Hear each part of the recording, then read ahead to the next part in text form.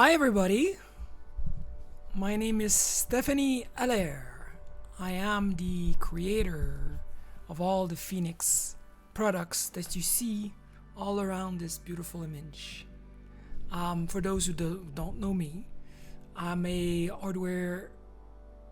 electronic hardware design engineer. I've been doing this for many years, and 5 years ago the retro thing was coming back. I mean, we're talking 2018. There was probably a lot of stuff happening already at that point, but this is where I started to go back in there. And to make a long story short, David Murray, the 8-bit guy, did a video about, hey, would somebody be interested to create a retro computer for me with my specification? And I said, yep, I'm interested, and I started doing it. At the time I was working for somebody, so it was just a part-time thing that I got brought to the spotlight, and then the Foenix product, the FMX and the C256 was created, and the FMX came. And then after that, since 2020, COVID and everything, I started being full-time on this. And I have to be honest, I was not looking forward to be full-time on this. This is something that really happened, and it just happened that way. Anyway, so this is in a nutshell for the people who don't know me. And this video, what I'm doing today, what am I going to do today? I'll try to keep it short, okay?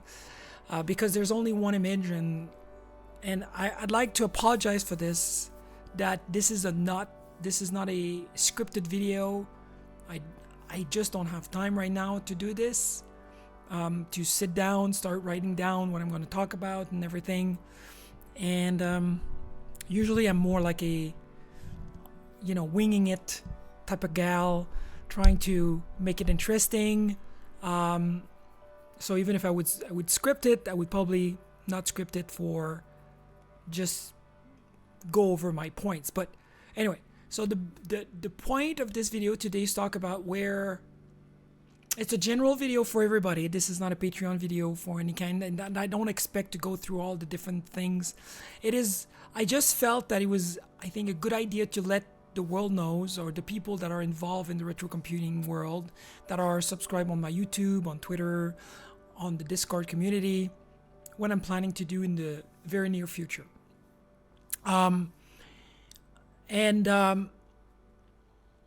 Because I feel, as a creator of products and manufacturing and selling these products, and somebody needs to understand, I'm opening a parenthesis here, that my position in the world of new retro computers, when I talk about new retro computers, I talk about new hardware that reflects the feel and the sentiment and the challenges of going into a new machine and to learn new things and to create new things for it.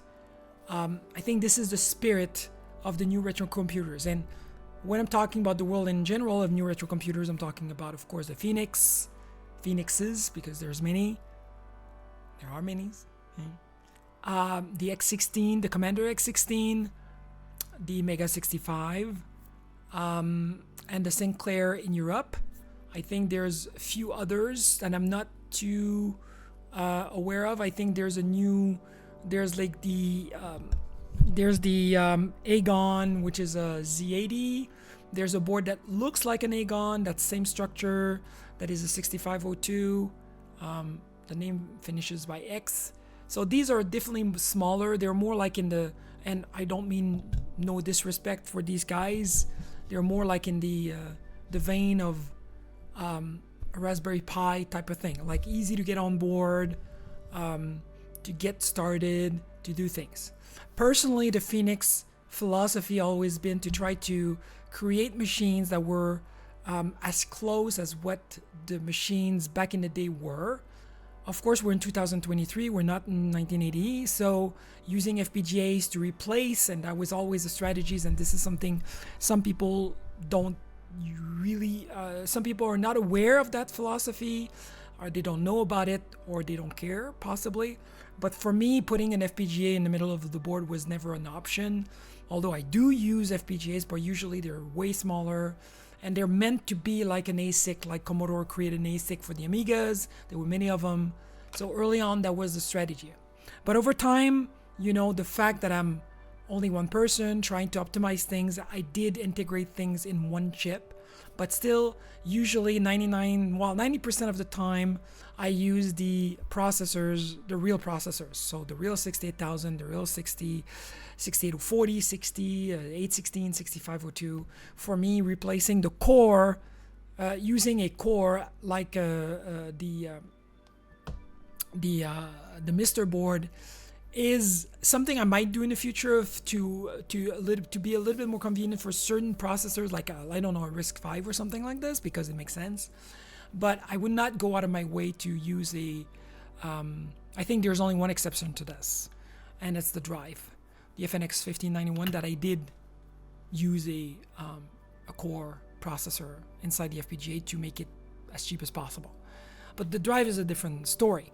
But anyway, so for the people who are new to the whole philosophy, you have to understand that since I've been doing this forever, I'm not afraid of using FPGAs, but my goal was never to integrate everything in one part and try to make it as versatile. Like the Mega 65, for example, is a board that looks like a Commodore 65, but can do so much more. And I think one of the complaints was the fact that it can do so much that it's not great at doing all of them. And again, I'm not trying to offend anybody. I'm stating a fact of life.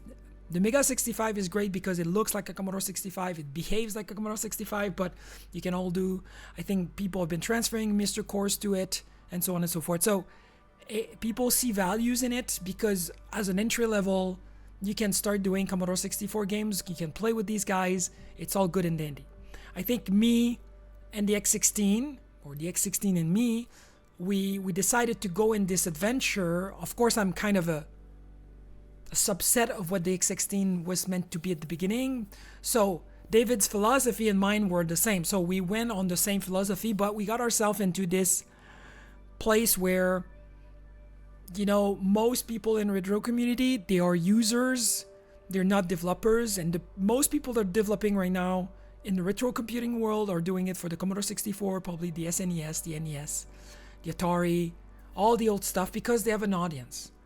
And the biggest problem the new retro computers we have is that the Foenix retro, basically, we don't have a big, huge audience. Hence, we don't have a lot of units in the field. And of course, David has like a huge follow-up, and without breaking a sweat, you'll be able to get a lot of people on board. But yet again, the dynamic of having a big proportion of developer, a big block of users as opposed to developer, might end up being a problem.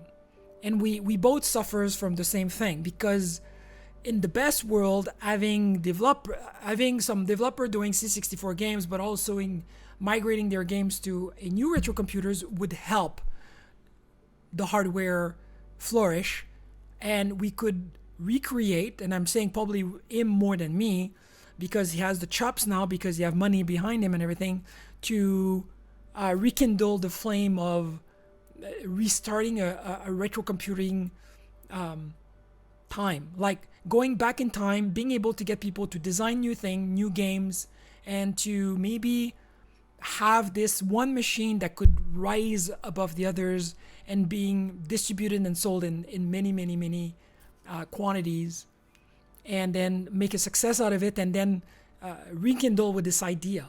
Because one of the things that for the Gen X generation, that really were the people that got involved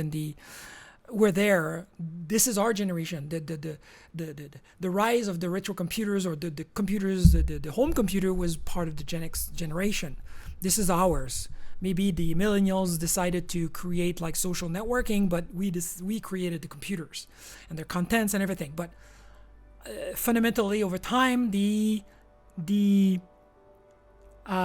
essence, at the beginning, there's always different computers, different version, different flavors. But then again, the corporate world came about, and then just reintegrate and try to standardize and make things all the same way the society is going right now. Everything's going to be the same.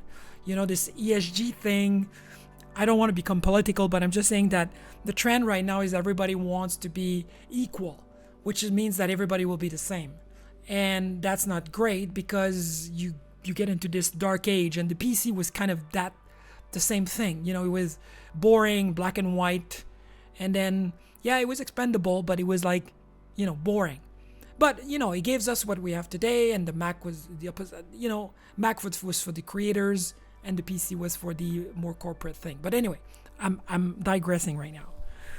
What I'm trying to say is that, and this is the base of why I'm making this video, is that I've been creating those machines, and I'm still doing it. And for those who are waiting for the F256Ks, batch B and C, I'm working on them right now. I'm going to start shipping within a week or two, shipping more and more every week. So be patient. I have Gen X's in the back here. Are they there? Yeah, there's a Gen X in the back. They're going to come out as well. Creating these machines, putting these machines together, it's a lot of work. But that pays the bill, right? So I have to take into consideration. But the fact of the matter is that it doesn't matter how hard or how many products I create. Fundamentally, I will always have a very small group of people interested. So far, the people in the community are awesome. I think we have a great community, but it's composed of very passionate people that some of them are willing to go back, but there's this barrier of entry that makes it difficult for people to invest a lot of time early on. I can understand that. So that means that there are a lot of people getting on board. They're buying the machine, they're starting playing with it, but since there's really not a lot on it yet, then a lot of people abandon. So I would say that the abandon rate of every machine I've done is probably 80%. So there's a lot of people buying it just for novelty, just to get it. But very few actually invest time in it. And I have to admit that it's probably a good portion of this is because of me. Because early on when I started, I decided to spend, I made a choice. I'm sure everybody knows about Martin and the ball machine, right? The marble machine, right? Marble machine revision 1, marble machine revision X, and now we're at like revision 4th, 5th. He basically trashed everything, started a new one, and it's been 5, 6 years, 7 years. Don't get me wrong, I think he's learned a lot. He got a great deal of people to follow him. He got enough money to be able to establish himself in France. So basically, his choice was, I'm going to design this machine. That was his strategy. That was his vision. I'm going to create this machine, and I'm going to make content out of the creation of that machine. And I'm going to go on a tour. I'm going to use it, and that's going to be super awesome, right? That's the deal. Okay, that was fundamentally the idea behind this. And it kind of failed because his creative side got the best out of him, and he started to create a machine. And he's not an engineer by trade, he created something great, but it was, I don't know, apparently it was not good enough to be able to have the music the way he wanted, to be able to play the music constantly or consistently, and being able to give results, because he gave himself some rules later in the design to say, hey, I want to have this, MTBF, and I don't want it to fail at all for, a million notes to be played. I don't want any failure. But again, he learned a lot. He had a lot of a big following and everything, and I guess he could live out of it. So to come back from my perspective, so early on in the design, early on in the story of the Foenix, I asked myself that question. You know, I'm a designer by trade. I love to create. I love to create machine, and being ADHD to a certain degree, I enjoy doing this. I don't enjoy the fabrication part of it so much because it's kind of repetitive and boring, but I need to do it. Again, that's what pays the bill. I have to do if you want to have the rainbow, you have to put up with the rain. So fabricating products is the name of the game now. But after going through all these new development and creating new things, and one of the issue I have is that every time I want to design something new, I will inevitably block the production of older products. So there's no way I can create a new product without getting the old one being produced on time and satisfying the product, satisfying the people who wants them, for them to start working on them. And one aspect I've discovered is that when people buy their machine, there's always an excitement attached to it. And unfortunately, with time, we got used to we want our candy now. Okay, in order to have the energy to spend in it and to get involved in it, we want it now. And so if you have to wait 3, 4, 5 months, by the time you get it, you kind of lost it. And that's another problem. So with a small community and a small group of people, still very interesting to be part of, some people kind of give up on it really quickly. And it's kind of sad because it'd be great if people would get together, get on with it, and fabricate or create the things that they need to get their workflow better. And that's been a problem, and lately it's been more of a problem. I don't know why. There's a lot of new people interested in the machine, thanks to Jan Beta, who did a great video. Christian, the Perifractic, is supposed to do one. Ultimately, maybe David will do a video about it, the F256K. But ultimately, one thing that stays the same, and it's been the same for the last 5 years, is that the community of the Foenix is a very tight-knit group, which is great, but it's a small group nonetheless. And it makes my life difficult because I have to produce constantly, and it starts to become boring. But now, the world is still a bit shitty, and it's going to get shittier a little bit more this fall time, and we might have to revisit a little bit what we lived through a couple of years ago. I mean, don't quote me on this, but I have a feeling that we have to go through this bullshit again. So what I've been thinking, and this is really why I should mark this time, 18 minutes. This is really what this video is all about. Well, first of all, I wanted to talk about the philosophy. Making computers that look, feel, and if you look at the board, they look like computers from the past, even if they're very recent, right? So I think I've accomplished that. I'm still doing that. And I'd like to make cool design. And I guess the resin enclosures that I've been introducing for last year, I've been increasingly giving a very great quality to the product. It doesn't look like a project, a college project done at the side of the table. I mean, the Gen X's in resin is pretty amazing. The F256K is great. The drives.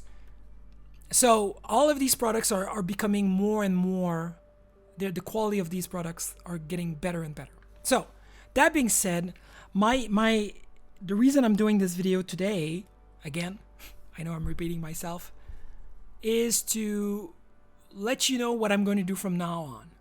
Because, like I said, the state of the new retro computing world will be over time. And I think I wouldn't say a loss of interest in retro, but I think during COVID, there was like a lot of time for people to play with their machine. There's less so now.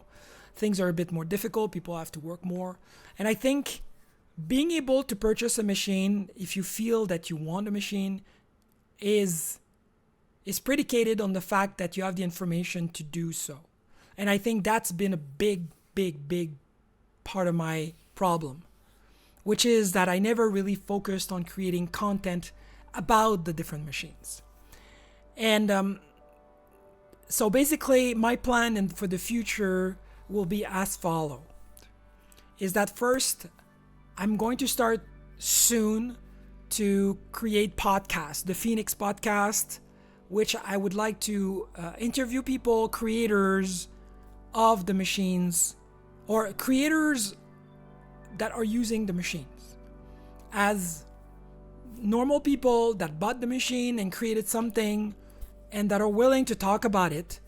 And this is a start for me to interact with the creators of the machine. They can talk about their struggle, what happened with it, their features, whatever. So this is really to bring about more information about the different machines. So everybody has some members of the communities have many different types of machines. They have the Gen X, they have the U, they have the F256K, they have the Junior. Some people have all of them. Some just have one model, but the information has been lacking, and this is my fault, and I will take responsibility for this. And this is the reason why in the next 2-3 months my goal is to migrate to a model where I'm going to be giving or making more videos, more content on the actual machines, how to use them, what they are, what you can do with them.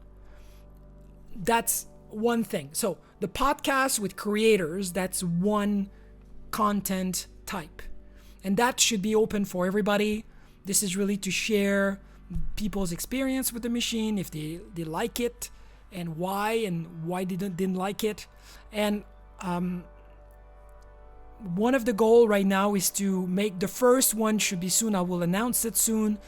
We have the God. I mean, as you know, the Junior, the F256 Junior and F256K have the capacity to have different processors like the 6502, the 65X16, and usually those two works off the gate with the same firmware on the machine. You just have to swap them. Although the 816 works in the 64K limited window, but you get to have all the 16-bit register. I will release soon an FPGA which allows to have like a full linear, but there's like a kernel to write for it and everything. But that's coming. But there's another processor which is the 6809, a Foenix flavored 6809. Well, it's not a flavored. It's just an FPGA version of a 6809 core that has been adapted for the pinout of a 6502, so we can have a core on the FPGA inside the machine that allows you to run a 6809 from the 65C02 pinout. So that's just a swap. Actually, I can show it to you. There's one here. So this is the little puppy. So this is a 6809. This is the development version. I dropped my pen. Hold on. So this is not the 68. This is the 60. It's more expensive because I used expensive FPGAs I had on hand at the time, and lucky enough for us, for the community, we got the ultimate OS 9 developer, which is Boise Pitre, and he started doing the porting over to the Foenix, and he's been able to implement the level 1 portion of it to a certain degree, till I decided to, because I started off as the 1609 core, the FPGA core was based on the same memory structure as the 65H16 and 6502, but it was not optimal for the OS 9. And this week I decided to create a special core or different architecture with the MMU and everything to make it closer to what a Coco 3 would be, which means that it would be a lot easier to create, to be able to implement OS 9 level 1 and ultimately OS level 2.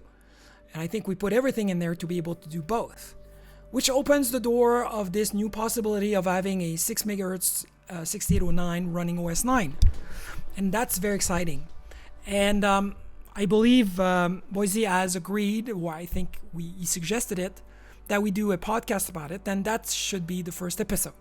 So I'm going to do this first podcast thing with Boise, and then I'd like to do once a month or possibly twice a month. Different people, and ultimately I'd like to get out of the Foenix world as well. So maybe X16 people, the ZX Sinclair people, the Mega 65 people, because I'd like to go outside of the realm of, but I'd like to stay within the world of retro and new retro computing world. That's basically that would be essentially the goal of the podcast, talk about new retro computing stuff. So the developers, the creators, and so that's the first vertical content I'd like to create. At first, it's going to be basic, I suppose. I'll get better at this and get better for the equipment and the editing, and I'll have more time. So that's the first vertical thing I'd like to do. The second vertical thing is I'd like to create more content to talk about the different machine, the technical aspect of the machine, how to create things. And again, it would not be on the podcast things, but it could possibly be with others and what they do and everything. But definitely make videos about what the products can do and so on and so forth. But this, to make something with a good quality, there's a lot of time spent doing the video, editing, creating all the footage and everything. So that's the second thing, which might take a little bit more time to come about, but this is something I like to do. Definitely more content.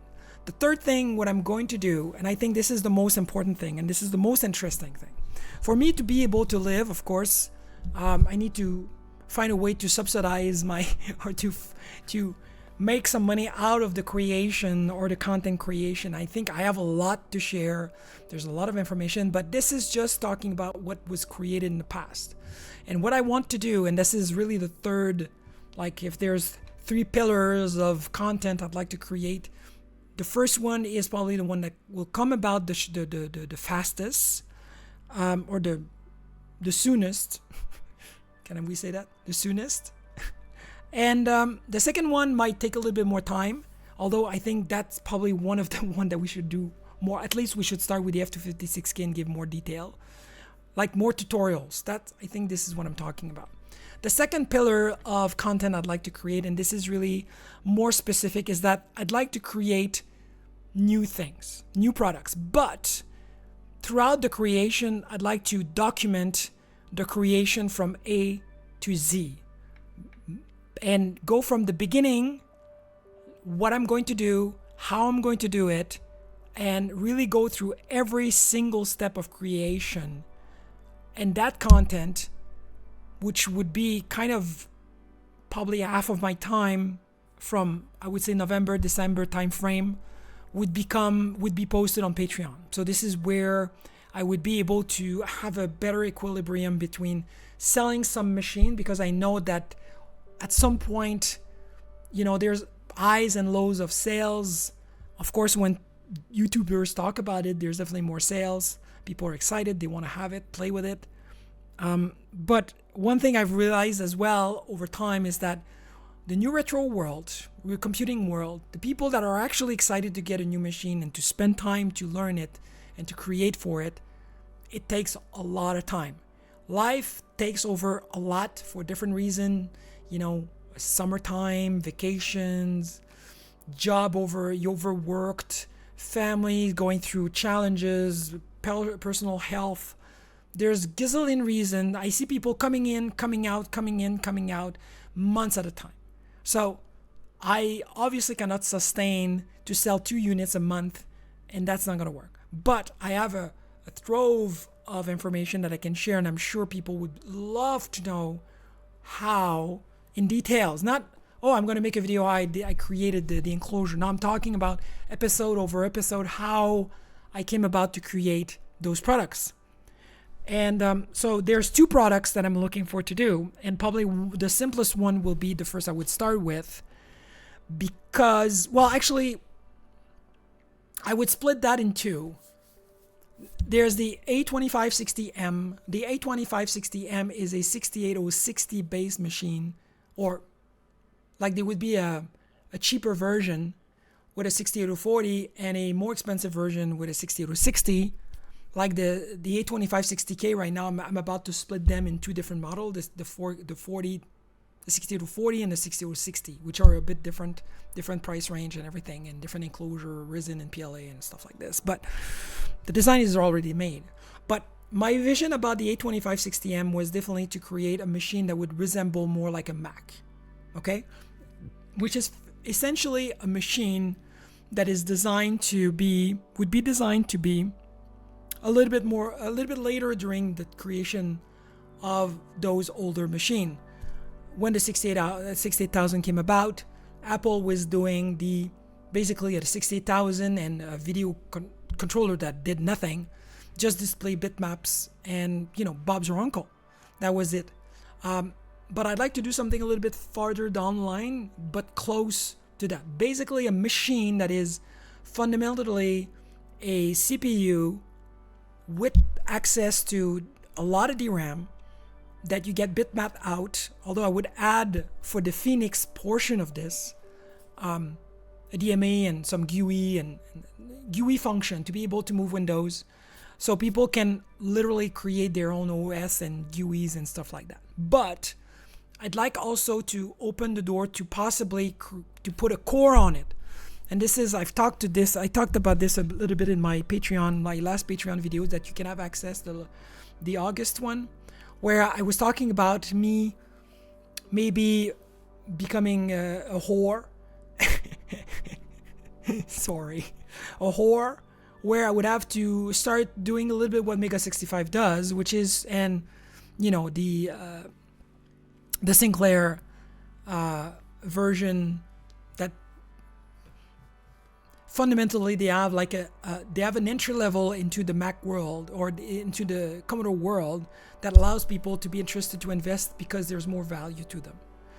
And so having an entry into something you already know and that you could use the machine to replicate an older one brings a lot of value. Now, I still I would bring it out as a machine, a Foenix machine, but I would design it in a way where, and I could even ultimately spin the board to make it really footprint compatible with a Mac 2, SC30, but it would be a 60, that type of thing. So people could run their machine and they could do both, a little bit like the Gen X. You could switch from a Foenix version to a Mac version, although I presume that the Mac people interested in this would ultimately just buy it for the Mac. But because I need to generate revenue in different ways, so created content is one, and selling the thing is two. But I know that overall the retro communities in general, not just the new retro computers, but the communities in general tend to be very tribal. So, and I'm kind of an outsider coming in with ooh, look, there's a board that you could put inside a Mac and make it work. But it doesn't stop people from buying it and using it as a Foenix and developing new things for it, porting old stuff to it and make it some people wants to put Linux or Unix on it, whatever. I don't care. It's not my thing, even if I really don't like it, but it's not up to me anymore. So you see, this is really where I want to go. So the first unit would be the 82560M, and I would go as far as to create an enclosure for it because I'd like to have an LCD like a Mac. So I would go very, very much towards, so in the past it was more like Commodore type, like this, the F256Ks ish. It's not a Commodore. I kind of left the whole Commodore idea early on within the first couple of years of the Foenix story, because like I said, the Commodore world is, and all the other worlds are the same. They're very tribalistic.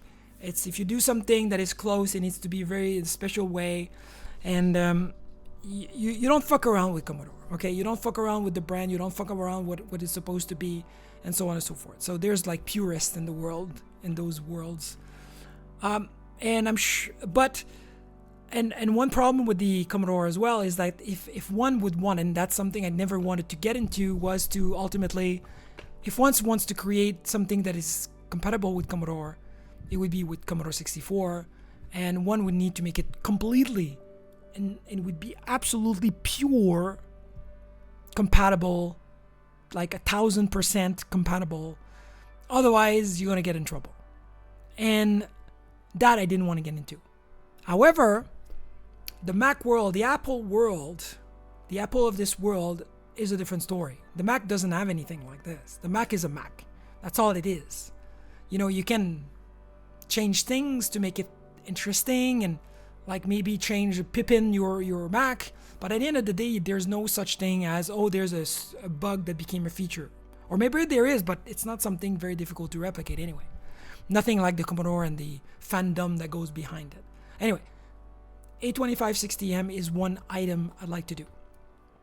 And so definitely starting, and I'm thinking about possibly on that specific board put a either a PCI slot to allow people to reuse the old cards of the old days, like 3D graphic cards, or I would literally put a 3D graphic like a Voodoo chipset on the board so I could use, laid out in a way where I could overlay the output plus the graphic engine of the board. So you see, so this is the idea. So this, and I still wanted to make it as affordable as possible because it would be a bare board, but I'd like to create an enclosure for it that would look like a Mac to a certain degree with an LCD and the whole shebang. So this is one thing I'd like to document from the very beginning and create content out of. And that'd be the first one. The second one is the portable. I would call it, I'm calling it the F256P, which is a portable unit to play games and everything. And as I mentioned in my Patreon as well, I thought about porting a core, the Mr. Core of the C64, and possibly many other cores of other computers to play games on it. But again, the compatibility, at least as far as the C64 is concerned, the compatibility issue could be a deal breaker for me to actually port the core. But by using older stuff like porting Mr. Core, few Mr. Cores to it, then I might increase the value for it. But ideally, I would want to have a portable machine that would run new games. And in order for people to actually get on board to do this, I would need to create a development board, which is not portable. It's a board you put on your desk, you create your game for it, and you make it becomes compatible with the actual unit that I design later. That's part of the content I create. So there would be like a time where I would create this development board, just the board. And then later I would come back and say, okay, let's start creating the real PCB inside, the real mechanical aspect, the LCD. What are the choices? Why did we pick this? We do the test, the joysticks. What do? Do we use existing things? Not. We create our own joysticks. The ergonomics of it. What kind of LCD? What kind of size? The overall OS on it, the kernel on it. Well, there's no OSs, but it would be a kernel on it. What is it going to be? What it's going to do?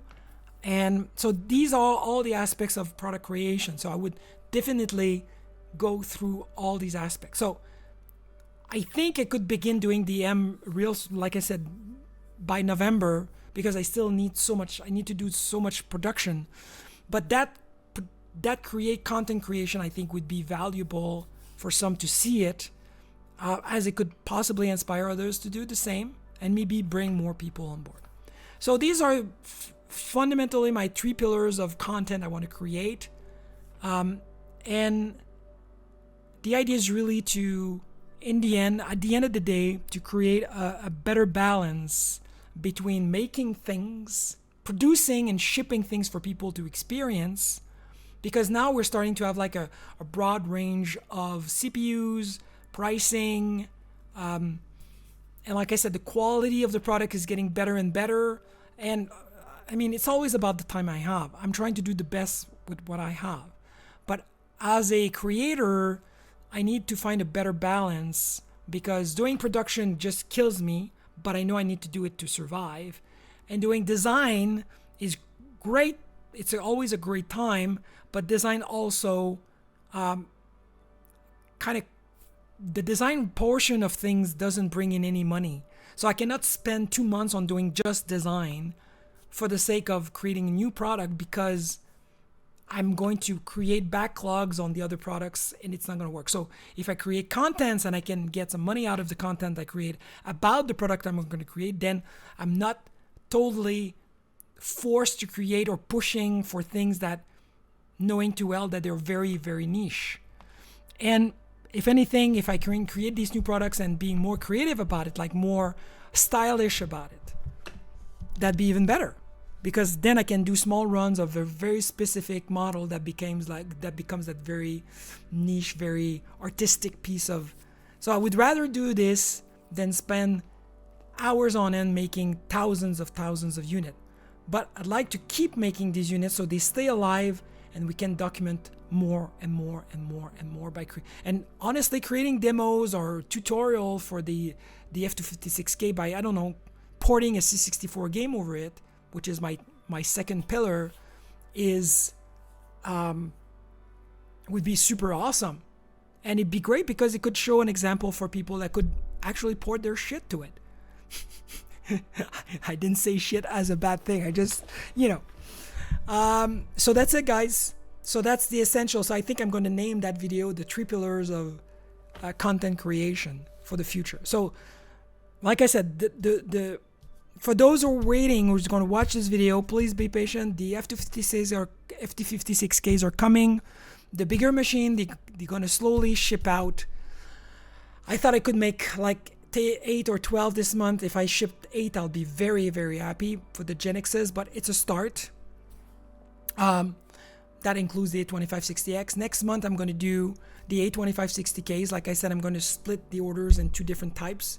Like the A2560K40 for the MC68040 and the A2560K60, which is a 60,000 LC060.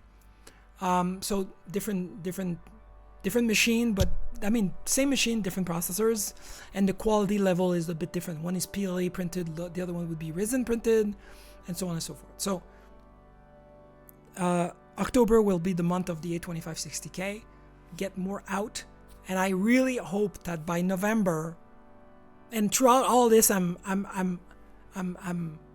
like putting out F256K out. Like I have like 40 to make. They're gonna be by mid-October, end of October maximum. All of them, all the batches A, B, C. Where we're in C right now. I have very little orders, but C by now will be done as soon as. At the same time as the other. So people should get their machine way before November, December. Then if Perfractic makes his video, there's more order, then these guys will be postponed a little bit later. But the strategy right now is that by November, early November, most of the orders are done and shipped. And then I can start, starting to create more content. But I'm going to start with the first pillar, which is the podcasting about the different creations, so I can inspire people, I suppose, and bring more people in. So that's it, guys. So thank you for listening.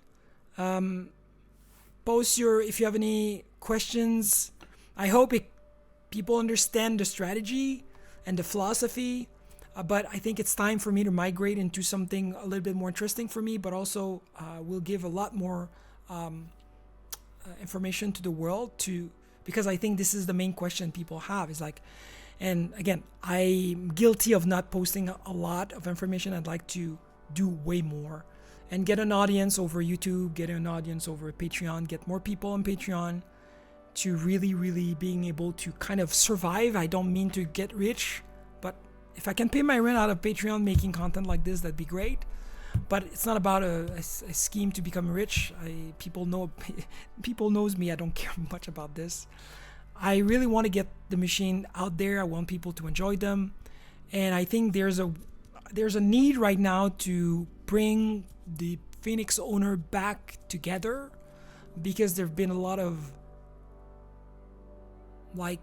it's been disappointing to see little activity right now, and I think we need to regroup and bring people back together and to bring an energy back into the machines. So anyway, so again, thank you very much, guys, for listening, for watching. Sorry if it was a bit boring because the image didn't change, and I'm sorry if I'm winging it, but again, I'm so busy. I'm doing this like it's 3 o'clock in the morning. That's the only time I have time to. It's the only time for me to do this. So tomorrow I'm getting into producing more F256K. So please post your questions if you have comments. And I'm not going anywhere. To be honest, I've talked about this in my Patreon. I was really thinking about kind of stopping the whole thing, and it's not helping if I'm always on the edge of like, I don't know what I'm going to do. And for a while I didn't know what I was going to do. And I think it makes sense to create this content creation because there's so much to talk about, and I'm sure people will really enjoy it. But there's a cost for it, and I will probably level up the different technical level. And I think that was the original idea anyway with Patreon, was really to create content aside of updates and allows people to go, if you want deeper, you're going to be a little bit more. The tiers will be reshuffled to allow different level of complexity of the videos. But granted, this is going to be a lot more work into putting this together. So one product development might take 6 months instead of taking one, because I'm usually pretty fast. But I think this is necessary. And again, if it makes the other, I think we need to spend more time on the other products as well. And to, again, I'd like to spend a little bit more time to do showcases on the different products. And I think I need to start sooner than later. Anyway, again, I'm repeating myself. I'm sorry. I tend to do this. For the people who've been supporting me on Patreon, thank you very much. For all the people in Discord that have been there since the very beginning, thank you for your great support, your moral support, your money support. You're still there, and for hopefully we can bring a lot of these people back in Discord and get them to work together and do common things. There's still a lot of tools that needs to be created. A lot of people have ideas, but they lose interest because there's no energy anymore. So, and for everybody else, please join us. There's invites everywhere. If you don't, please post you want an invite to come meet us. And for those waiting, thank you for being so patient. I'm only one person. There's no angel investor behind me putting $500,000 in my business. It's not happening. So I need to still do everything on my own. And there's only still 24 hours a day and 7 days a week. And sometimes I'd like to stop. So, all right, guys, thank you so much, and thanks for your support. And hopefully we'll talk soon. You should hear about me real soon. Thanks, guys. Cheers.